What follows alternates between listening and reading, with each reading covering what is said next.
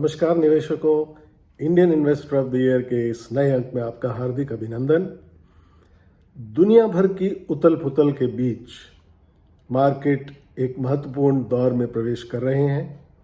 भारतीय बाजार यूएसए के बाजारों से हमेशा से प्रभावित रहे हैं और अब यूएसए के बाजार एक महत्वपूर्ण पड़ाव पर पहुंच चुके हैं। कल डोनाल्ड ट्रंप यूएसए के 47वें राष्ट्रपति के रूप में शपथ ग्रहण करेंगे और उनके सत्ता संभालते ही उनके जो तेवर अब तक दिखे हैं उससे यही लगता है कि आने वाले दिनों में वह पूरे विश्व के बाजारों को अपने फैसलों से प्रभावित करने में सक्षम होंगे। उनके स्वागत में यूएसए के मार्केट अपनी थकान से उबर चुके हैं और नई ऊंचाइयां छूने के लिए तत्पर दिख रहे हैं। क्या यूएसए के बाजार न्यू हाई की ओर बढ़ने में सक्षम होंगे और आने वाले कुछ दिनों में डोनाल्ड ट्रंप क्या करने वाले हैं, इसी पर सारे बाजारों का दारोमदार रहेगा। इधर भारत के बाजार पिछले 4 महीनों में अपनी ऊंचाई से लगभग 12% की गिरावट दर्ज कर चुके हैं। पिछले दिनों मिड कैप तथा स्मॉल कैप सूचकांकों में भारी तेज गिरावट से छोटे निवेशकों का हौसला पस्त होता दिख रहा है, परंतु पिछले सप्ताह बाजारों ने गिरावट के थमने के संकेत भी दिए हैं। ऐसा लगता है कि निफ्टी 23,000 के आसपास तथा बैंक निफ्टी 48,000 के स्तर के आसपास एक अच्छा बेस बनाने में सक्षम हुए हैं और अच्छी संभावना दिखती है कि बाजार शीघ्र ही बजट रैली की शुरुआत कर सकते हैं। मिड कैप और स्मॉल कैप सूचकांकों में भी एक बढ़िया सुधार देखा गया है।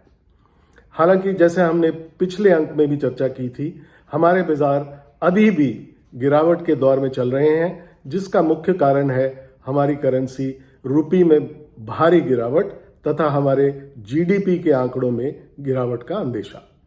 स्थिति को पूरी तरह से सामान्य होने में अभी लगभग 6 महीनों का समय लग सकता है, लेकिन छोटी अवधि में हम बाजारों में एक तगड़ा बाउंस बैक देख सकते हैं, जिसे बजट रैली का नाम दिया जा सकता है।